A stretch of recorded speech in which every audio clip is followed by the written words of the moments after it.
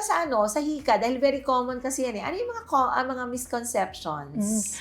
One is nakakahawa daw. So, like for example, may patient, pupunta sa clinic, sasabihin na, Doc, ayaw akong lapitan ng mga co-workers ko kasi ubo po ako ng ubo. They think mahahawa ko sila. But it's just that, syempre, yung asthma lang nung patient is very much uncontrolled, no? So it doesn't mean na pag umuubo siya, mahahawa niya yung kasama niya. Another thing is yung, kunwari kung may hika ka, hindi ka na pwedeng gumalaw or hindi ka na pwedeng mag-exercise. Mag-swimming. Yes, opo. So, yun din, it's a misconception. Kasi if your asthma is controlled, wala namang limitations when it comes to your daily living. You can still enjoy yung mga nagagawa ng normal na taong walang asthma as you na may asthma. And sabi nga nila, actually, in fact, if yung type ng asthma nila is something that is not exercise-induced, exercise can even help. Yes, of course. Particularly swimming daw, maganda kasi 'di ba, pag nasa ilalim ka ng tubig. So, parang 'di ba, it helps your lung expand better. expand better. So, basically na-exercise din yung in and out, okay? So, okay sa breathing exercises rather. Yes, okay. Yeah, and what else? Meron pa ba, Doktora? Meron ko isang gustong itanong eh. Kasi narinig ko yun eh, ginagawa dun sa ibang probinsya. Opo. Parang para daw, magamot na permanently yung hika, kailangan uminom ng juice ng yung katas ng butiki. Bakit? Narinig mo yun, Doktora? Not only that, actually, meron pa yung if you're gonna eat mga turtles or pawikan. Ay, hindi ko narinig yan. Pero kawawa naman yung pawikan, endangered na nga. Oo.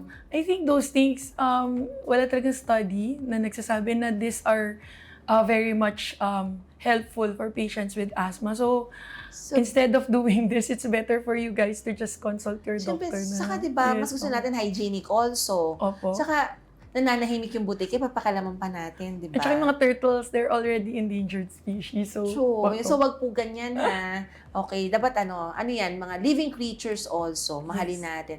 All we have to do is visit your doctor, okay? And, so, at least kasi may mga maintenance medications also, di ba? Para hindi, pa-prevent, okay, yung mga attacks, okay? And, but we'll get there in a while, okay? Pero ito, Doktora, ano yung role ng, education and public awareness sa pag-manage ng bronchial asthma?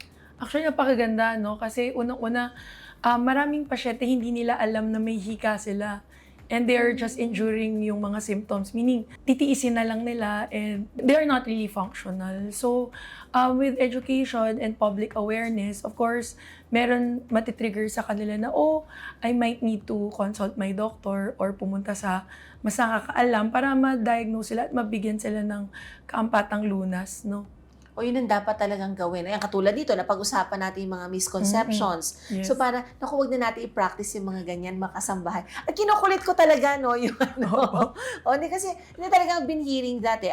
I remember, meron pa nga akong best friend nung grade school. Usually, nag-a-absent siya. And she was really smart. Only that, lagi siyang may asthmatic attack. So, lagi siyang, nag-a-absent from class. And then, sa kanila ko unang narinig eh.